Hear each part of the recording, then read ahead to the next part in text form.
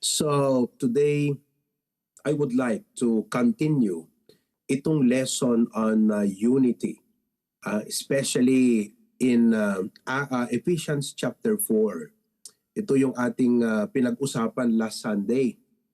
Sinimulan ko ito last Sunday because we're in the series of lesson about the doctrine of the church. And I started to take you into the New Testament churches in the Bible. Nagsimula tayo sa church at Ephesus. Pinakita ko sa inyo yung geographical, political, economical background of Ephesus. So, nasimulan natin last Sunday doon sa Ephesians chapter 4, verse number 3 where it says, endeavoring to keep the unity of the Spirit in the bond of peace. Endeavoring to keep the unity of the Spirit in the bond of peace. Let us pray. Heavenly Father, we come to you with thanksgiving and praise. We pray for Europe, O Lord. This has been the founding places of many churches that ang daming mga naiplant na mga churches dito noon that came from the apostles and the churches that came from Israel and also through the missionary work of the Apostle Paul. At dito nang galing yung maraming mga churches na nagpunta sa US. At yung mga churches sa US nagpadala ng missionary para kami ma-reach out sa Pilipinas. Now, as we come back to where the gospel started in the 4th, 5th, 6th century, I can see, Lord, a big need for more laborers because what used to be a missionary sending continent, now a mission field, dear Lord. Kaya Panginoon, we pray that you bless and send laborers into this vineyard and harvest. Panginoon, as a church, maliit pa lang kami. Ano ang magagawa namin? Malaki, Panginoon, I believe, if we will be united together. So I pray that as we continue our lesson on how we can keep and guard the unity of our church, you would bless this, O Lord. Give me wisdom, empower your servant, and bless our internet connection. In Christ's name we pray. Amen. So, last Sunday, tinalakay ko sa inyo about the beauty of unity. Isa sa mga napakagandang makita sa isang church ay hindi po yung kanilang building. Praise God for that. Hindi po yung kanilang mga kagamitan. Praise God din for that. Hindi po yung mga maraming sasakyan na nagagamit. Pero ang isang magandang tanawin sa isang church is unity. Na kung saan makita mo ang mga members ay nagkakaisa, collaborating, cooperating, coordinating for the sake of the gospel of the Lord Jesus Christ.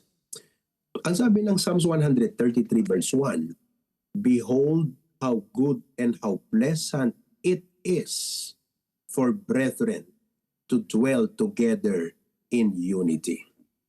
Kaya nais kong itanim sa ating lahat, sa puso at isip natin, HBBC family of churches, ministries, and outreaches, that we need to be united sa ating mga local churches, local outreaches. Be united. Cooperate with your preacher, cooperate with your coordinator, with the pastor, our resident pastors. Cooperate. Let's work together. And as an HBBC family of churches, outreaches, and ministries, let us be united for the sake of the gospel of the Lord Jesus Christ.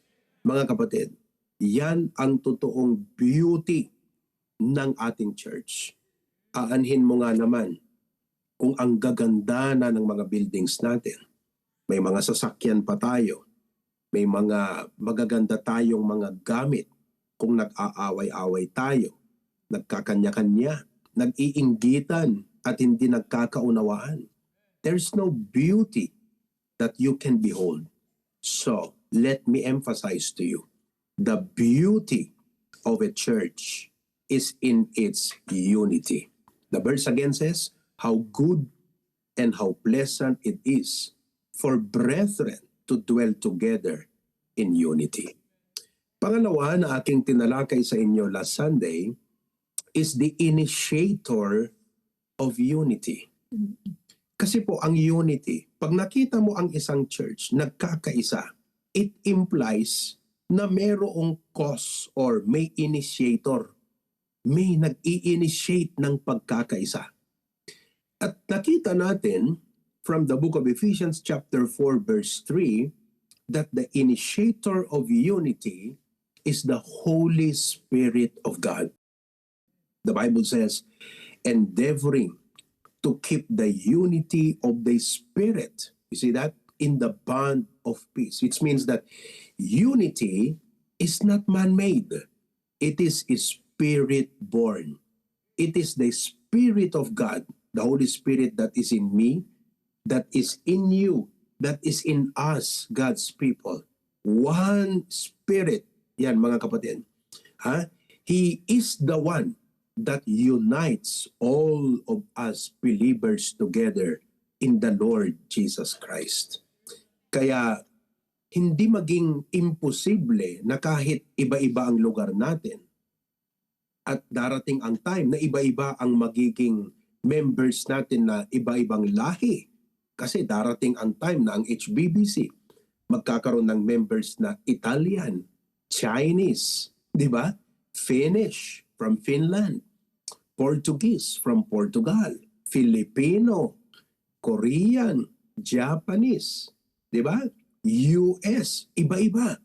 Hindi magiging imposible ang ating unity mga kapatid because we have the same one Spirit who unites us all together as believers in the Lord Jesus Christ.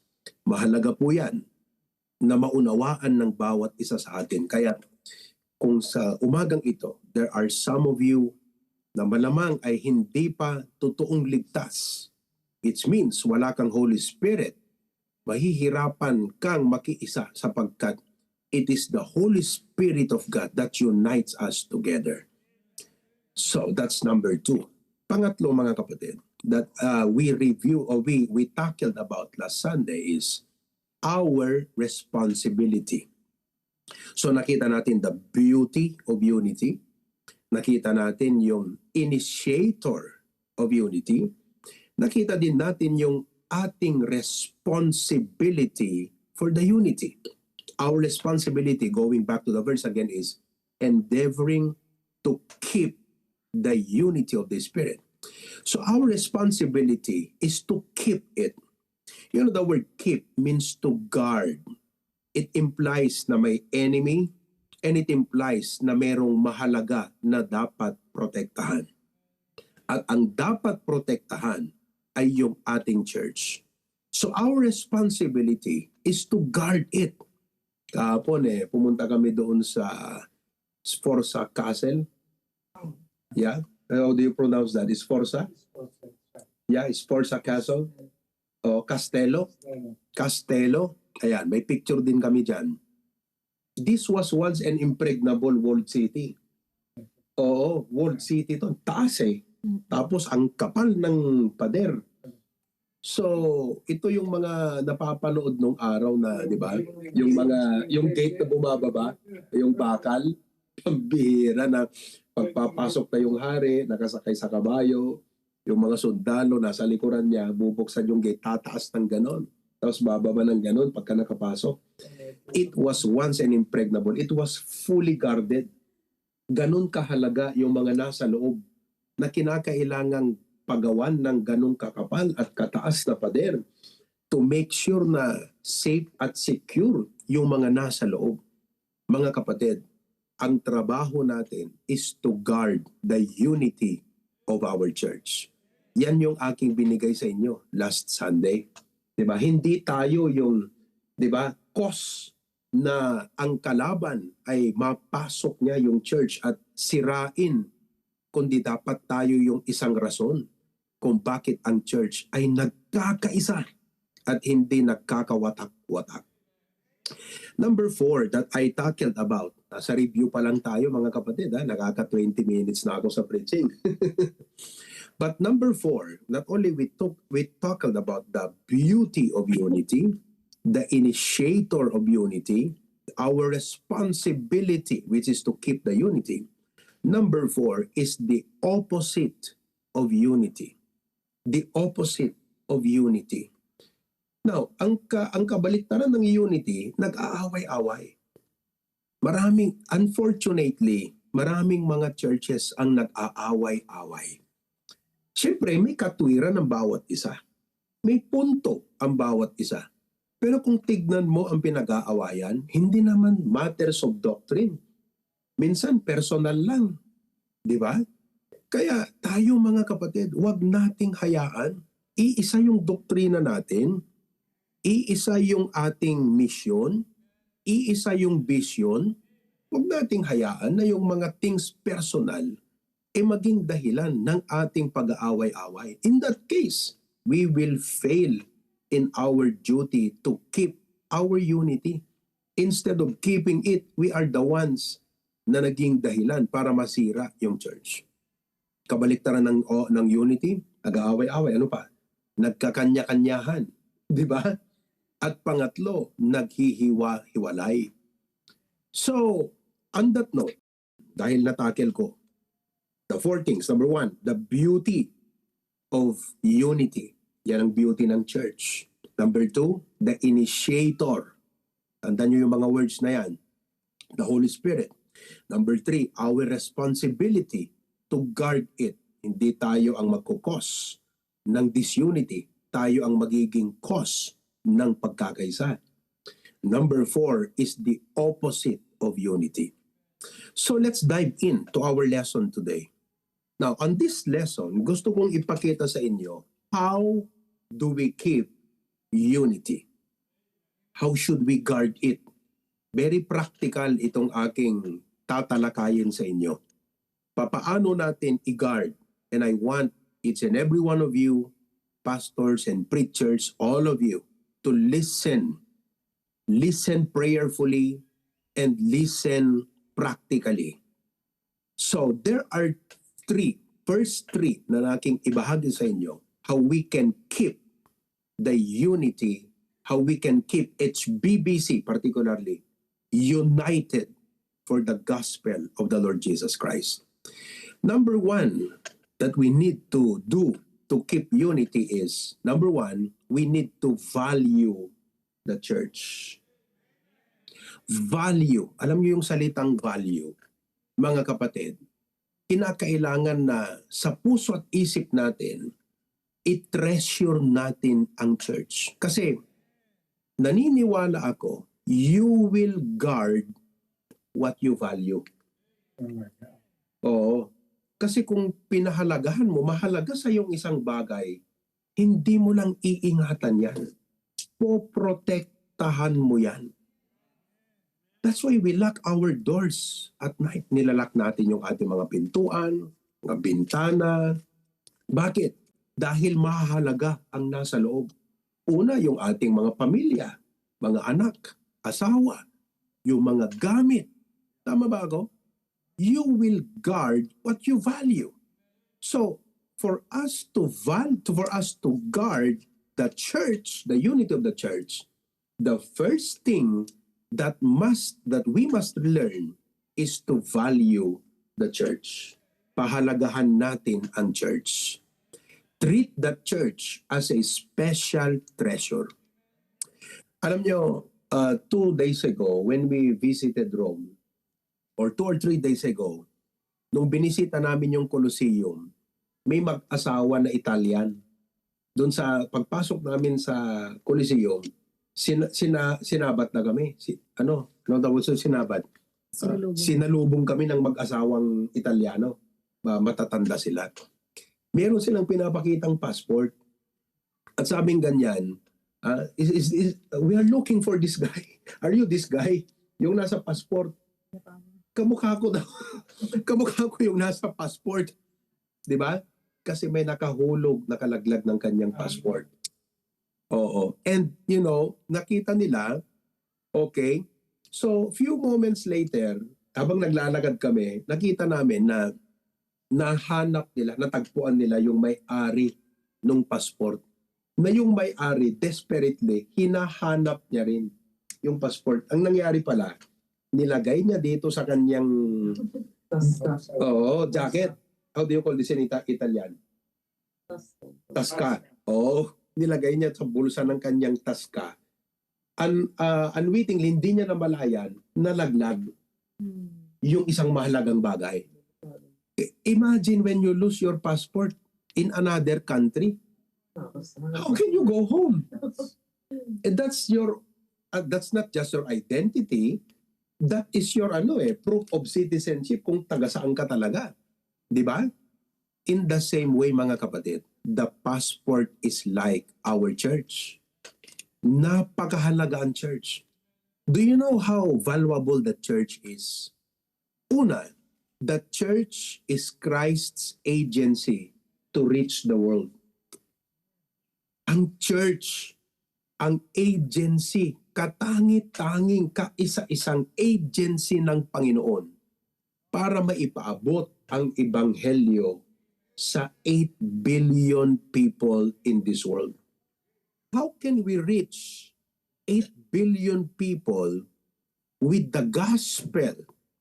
The gospel of salvation. 8 billion people, many of those are lost people. 90-80% lost people going to hell. And how many people are dying every day? Every second, one person dies. And there are 86,400 seconds in a day. That's almost 100,000 people who die every day. Even while we are having this service right now, people in the world are dying. And how can we reach these 8 billion people with the gospel if churches are divided? Di ba? Backbiting. Imbes na busy na gawin ang ebanghelyo, ipalaganap ang ebanghelyo, nag-aaway-away. Sabi nga ng iba hindi pastor, we grow by division daw. Di ba? Pag nahati-hati daw yung mga churches, nagpaparami daw. We grow by division. Sabi ko, that is only true when division is about distribution of labor. Mas nagiging madali ang trabaho pag mas marami at nag-divide, di ba, na-disseminate ang trabaho. But, division, we grow by division is true if it is division of labor. But if it is division of hearts, kung puso na ang nahati-hati, when members are fighting and slandering, ano ang magiging testimony natin sa mundong ito? Di ba? Kaya gusto kong ma-realize natin, una na ang agency ng Diyos to reach the world is the church. Ganyan kahalaga. Kaya hindi dapat nagkakawatak-watak o nag-aaway-away ang mga churches ng Panginoon. Because it is the only agency of Jesus to reach the world with the gospel of Jesus Christ. Oo, dyan nga sa Pilipinas nag-aaway-away. Dito sa Europe, ang dami pang dapat na maabot ng ebanghelyo. Di ba? You see? Number 2. Yeah, tama yan. Divided we fall. United we stand. Divided we fall. Pangalawa, bakit mahalaga ang church? Because it's the only agency, not the government, not the school, not any other institution. The church is the only organization. Number 2, Jesus died for the church. See? Jesus died for the church. Ang sabi ng Ephesians 5:25, husbands, love your wives, even as Christ also loved the church and gave Himself for it. Ano mong ginawa ng Panginoon Kristo? Binigay niya ang kanyang buhay upang bilhin, to redeem a people for himself. Parang ang Panginoon pumunta sa isang mall at bumili ng gamit niya. Yan ang ginawa ng Panginoon. He died on the cross so that he can redeem people, that these people will become a church for himself. Ganyan kahalaga ang church. Kaya wala ni kahit isa sa atin ang may karapatan na maging dahilan ka na masira ang church na hindi naman ikaw ang bumili. Hindi ikaw ang nagmamay-ari. Neither I. Hindi ako ang bumili ng church. Hindi ako nagmamay-ari.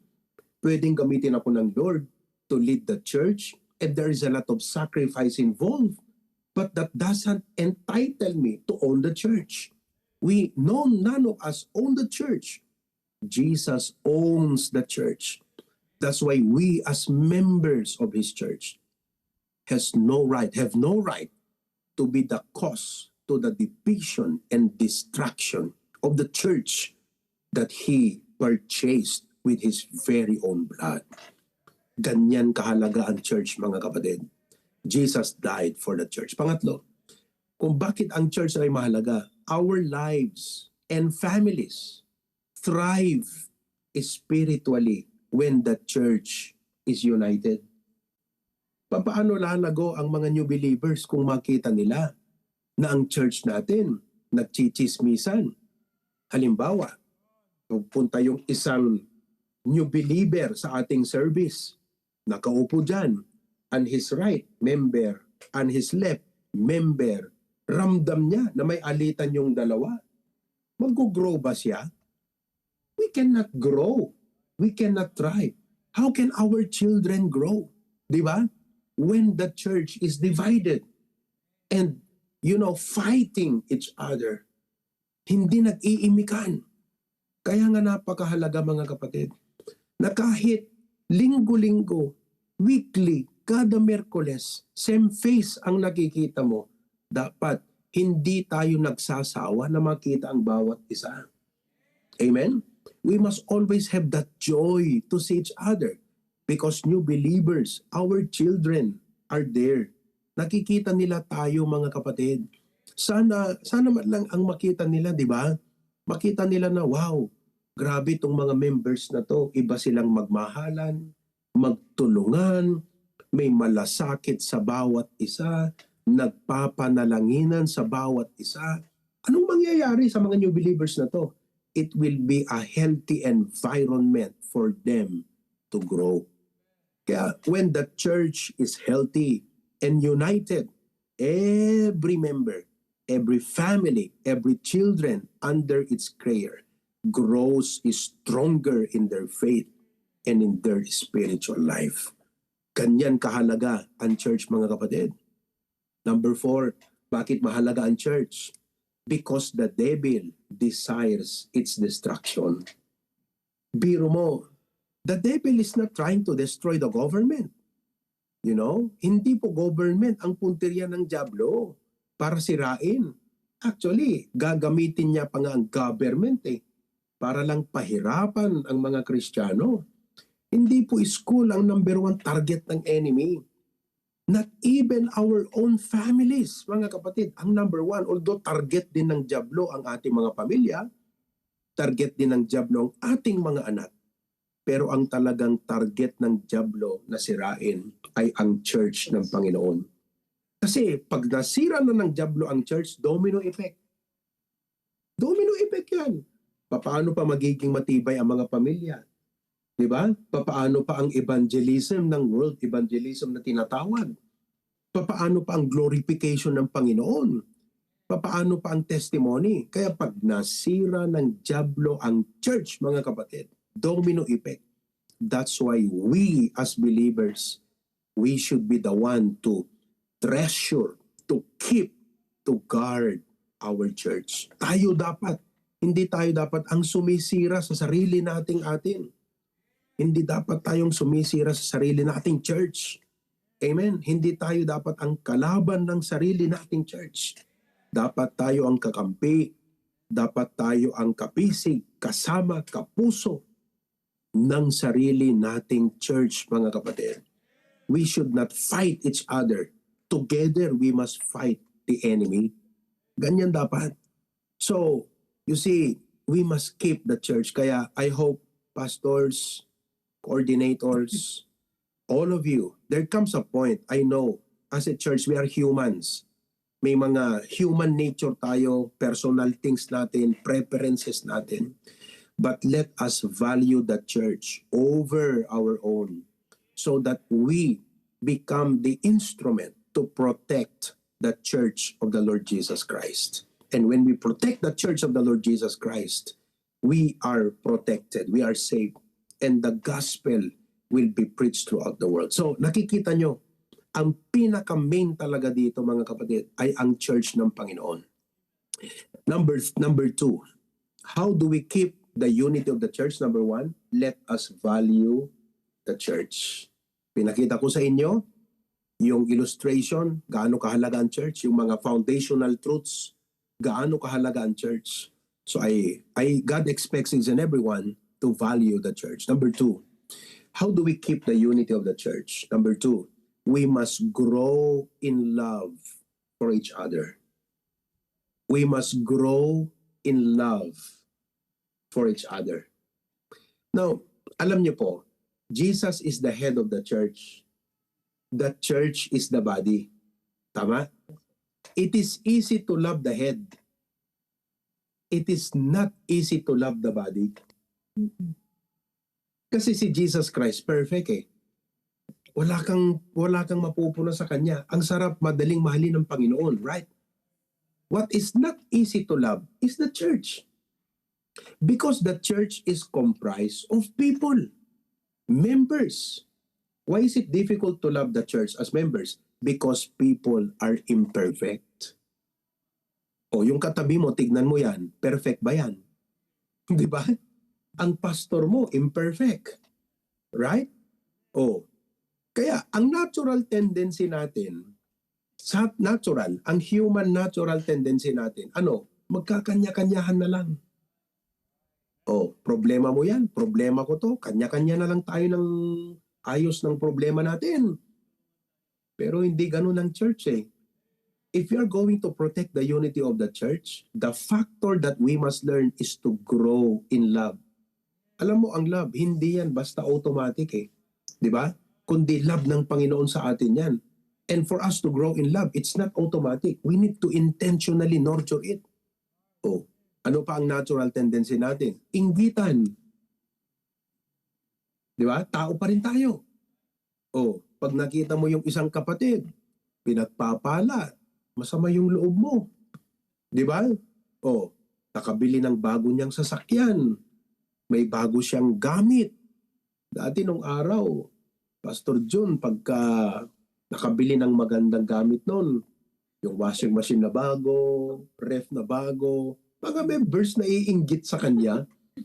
Di ba? Pag-uusapan nila, saan kaya kinuha ni Pastor ang pinambili? Di ba? Oh, imbes nga maragsakan, imbes na matuwa, masiyahan ng mga members na, wow, yung pastor natin, hindi na mahirapan yung wife niyang maglaba kasi may washing machine na. Hindi. Inggitan, yan ang natural sa tao. Kaya, we really need to grow in love. And when you grow in love, it means that you will deny yourself. Di ba? Papatayin mo talaga yung carnality mo. Papatayin mo yung carnal tendency mo.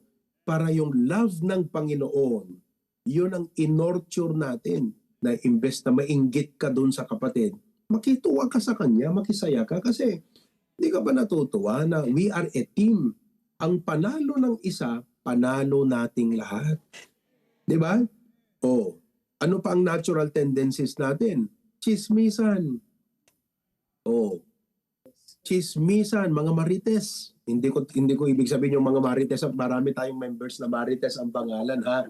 Pero by God's grace, yung mga members natin na marites ang pangalan, mababait na mga miyembro yan. Mababait na mga miyembro. Oh. Pero kasi, may mga churches na yung mga members nagchichismisan. Oh, alam nyo kung sino ang unang chinichismis ng mga miyembro? Kung hindi nagchichismisan sa isa't isa, pastor na naman. misis ng pastor, anak ng pastor. Yan ang kanilang ulam pag nasa bahay. Habang kumakain, pinag-uusapan. Habang nasa loob ng sasakyan, pinag-uusapan. Di ba? Chinichismis nila, uyawon da di pastor. Kandi di pamilya iti pastor. I mean, that's our natural tendency. Di ba? Pero mga kapatid, carnality yan. Dapat patayin natin yan. Ang dapat sa atin, grow in love.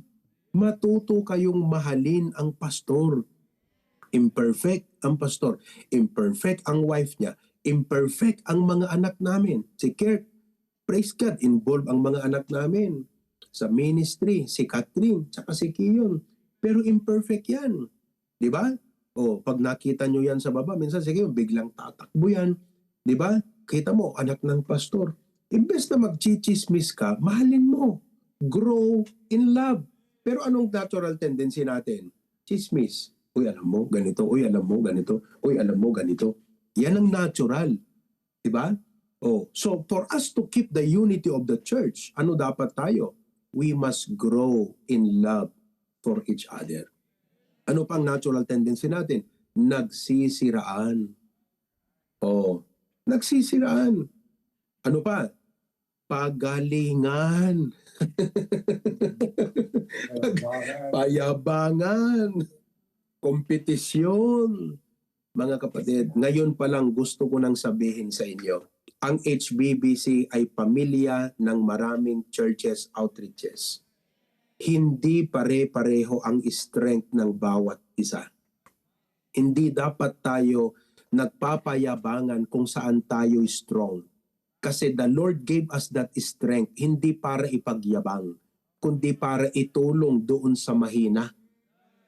O, halimbawa, obviously, Hawaii, for example, by the grace of God, yung ating ministry sa Hawaii, yung resources ng Panginoon sa Hawaii, ang ginamit ng Diyos para makover itong trip namin sa Europe.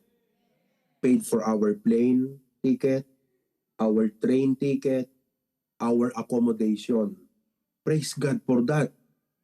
Hindi po basta-basta ang pumunta dito sa Europe. Totoo yan. Alam nyo yan, tita. Dito.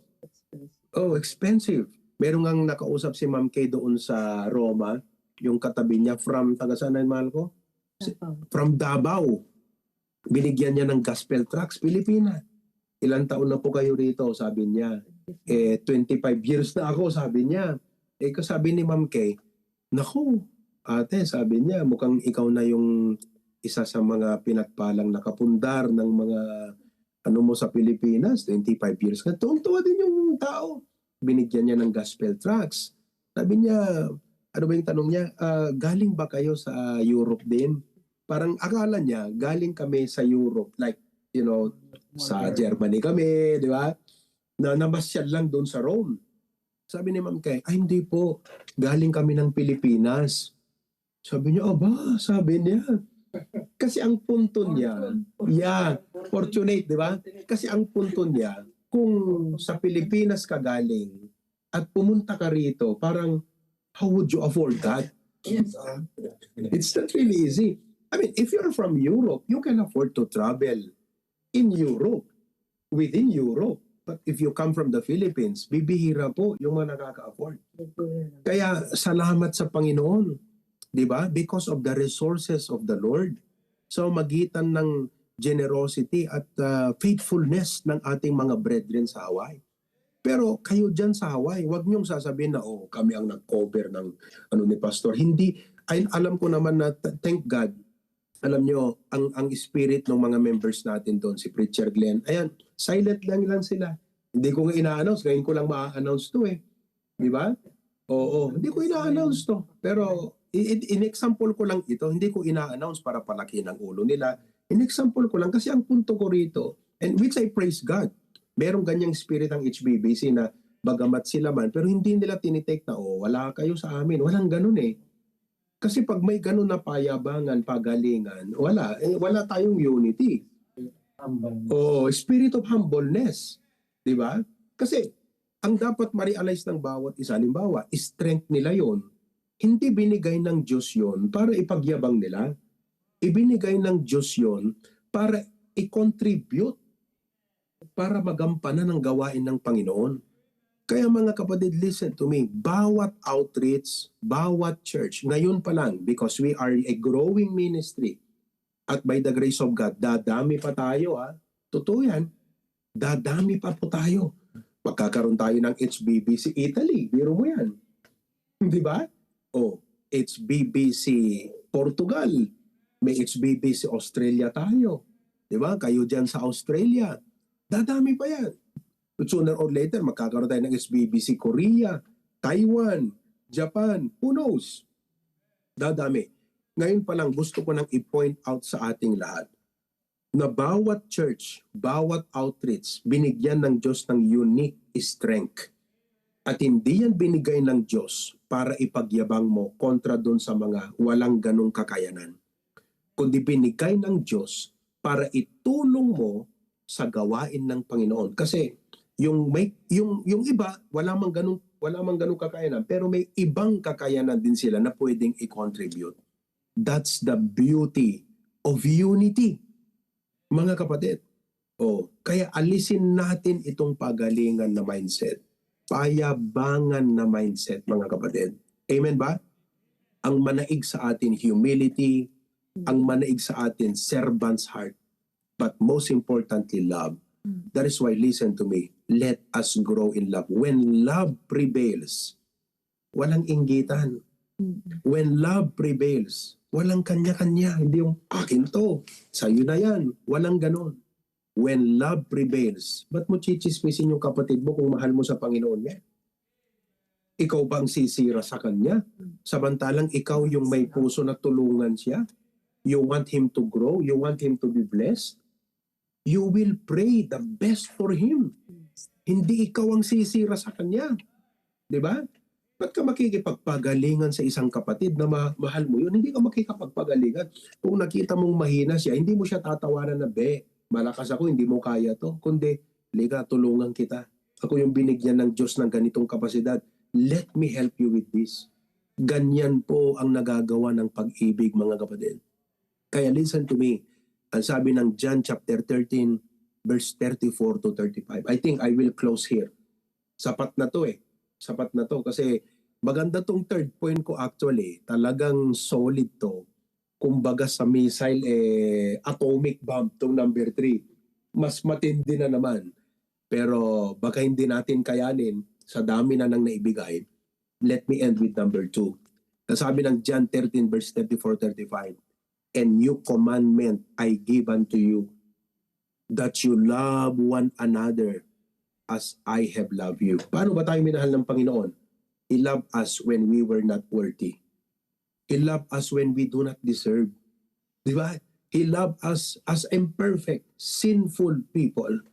Don't just love people who deserve, who think you think deserve your love. Love them. Love them with the love of Jesus Christ. As I love you, that you also love one another. By this shall all men know that ye are my disciples. Now, as a church, the beauty of a church is when God's people love one another. Kaya let me just leave this to you. How do we grow to love each other? Paano ba mag-grow yung love natin? Ang unang dapat ma-realize nyo, this is not our love. It's the love of Christ. Ang love natin kasi, mga kapatid, selfish. Selective. Siyempre, mahalin mo yung gusto mo lang. Depende sa preference mo, depende sa likes mo, depende sa personality mo, right?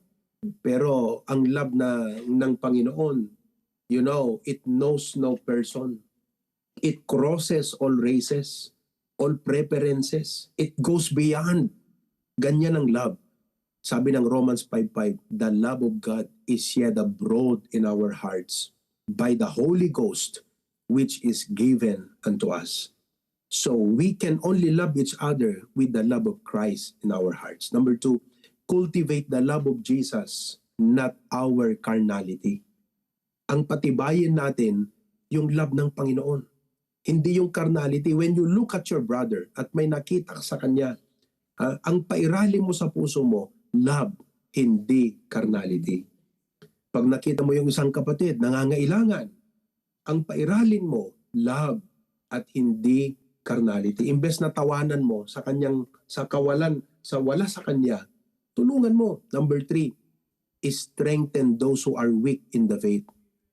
Especially the new believers, sabi ng Romans 15:1, we then that are strong ought to bear the infirmities of the weak. Alam mo kasi ang new believer, marami pang hindi alam yan eh. Di ba? Marami pang hindi kaya yan eh.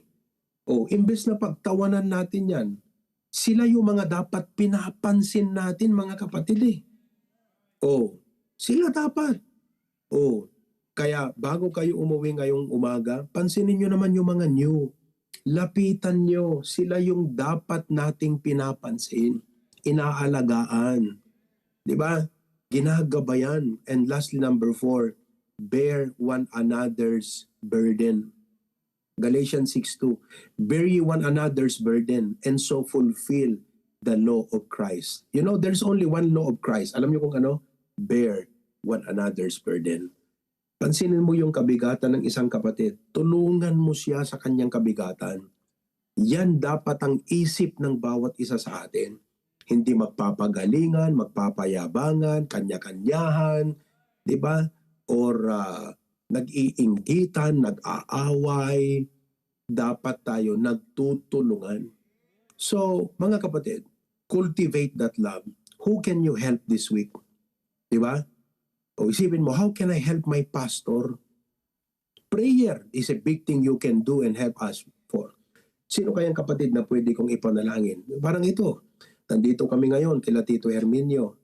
Di ba? Ako, dito naniniwala ako, makakabangon ka uli, makakalakad ka uli, at nawa, makakaya mong maglibot dyan, magbigay ng gospel tract sa mga tao. Oh. Yeah. Oh, makaka-drive ka ulit. Secure na. Di ba? Oh, see that? Para pagka pumunta ulit kami dito, ikaw nang mag-drive para sa amin. God's willing. Oh, kinuha. Kaya yan, mga kapatid. You see? Kaya ipag-pray natin sila. Let us support them in our prayers, mga kapatid. Pray for him. Ha? Oh, para may idea kayo, pakita mo yung picture, ha? Yeah, picturean natin para makita nila si Tito Herminio. And you can see him. And yeah, let's pray for him. Muyo data yung kakabsat. Pipin natin, hanga aggaapa, agin nuyaw, nudikat, agin nayat. Amen, mga kapatid? Praise God. I know I have said much, but let me just review. Okay? Para at least you go home na maayos yung outline sa utak natin. Ni-review natin kanina the beauty of unity. The real beauty of our church is not in its building structures or yung mga things na meron tayo. Our real beauty is our unity. Number 2, nakita natin the initiator. The Holy Spirit is the initiator of unity. Number 3, our responsibility to keep the unity. Nakita natin yung opposite ng unity. Kanya-kanya, away-away, at naghihiwalay. Ngayon nakita natin this morning how to keep the unity. Number 1, value the church. You will always guard what you value. And you know, isipin nyo to, kung natutunan nating i-value ang mahalaga kay Kristo, God will also take care of you. Isipin nyo yan mga kapatid, matatouch ang Panginoon pag alam mong i-protect ang mahalaga sa Kanya. Siyempre, mahalaga kay Kristo to eh. Right? Alam mong i-protect. You will reap a wonderful consequence and blessings of this. Okay? Value the church. Jesus died for the church. The devil desires to destroy it. Pagkat pag nasira ang church, domino effect. Number 2, how do we keep the unity? Grow in love. It's easy for us to just think, I have my own thing, I have my own problem. But listen, God intends that we bear one another's burden. We help one another. And God will help us all the more. Huwag tayong nagkakanya-kanya, nag-iinggitan, chichismisan. But because when we love each other, hindi ka maiinggit sa kapatid, matutuwa ka para sa kanya. Hindi ikaw ang sisira dahil mahal mo siya sa Panginoon. Hindi tayo magpapagalingan, kundi magtulong-tulong para sa Ebanghelyo. Praise God for this lesson. I'm so glad I can share this with you. Very wonderful, powerful, important truths today. Shall we bow our heads in prayer right now? Heavenly Father, we come to you with thanksgiving and praise. Salamat po sa mga foundational truths na ito na naitanim sa amin na mga members ng HBBC. Lord, there are many churches with members na hindi man lang nila isipin kung yung ginagawa nila, mga sinasabi nila, lumalabas sa bibig. Ito po'y nakakatulong sa church, hindi nila mamalaya, nakakasira na sila, Panginoon. Pero Lord, I pray for HBBC. I know we are not yet perfect, but help us to become matured. Help us to hate evil, to protect the unity of the church, Panginoon. Hindi naman kami magiging judgmental, kundi we would avoid people and things that will destroy the unity of our church, Panginoon. Salamat, Lord. I pray na kami sa buong HBBC, a family of churches, ministries, and outreaches, patuloy na magkaisa. Kaming mga pastors, leaders, coordinators, and preachers, Panginoon. Help us to unite ourselves. At bilang senior pastor, tulungan niyo po ako sa vision na aking pong dinidirect ang church, Panginoon, na nais mo na marami pa kaming maabot na mga tao. Tulungan mong bawat isa, maliit man o malaki ang aming maitulong, pero dapat may ambag kaming lahat sa progress ng world missions ng HBBC. Salamat, Lord God. Again, we pray for Tito Herminio. Please touch him, Lord. Makabangon ulit, makadrive, makalakad. Key people po sila dito ni Tita Ditas and the whole family. Bless them and Sister Kathy and Brother Michael. Bless my brethren in the Philippines right now. In Christ's name we pray. All of God's people say, Amen. I look forward to your realization, mga kapatid, ha? Looking forward to it. Thank you very much. Good day and God bless you.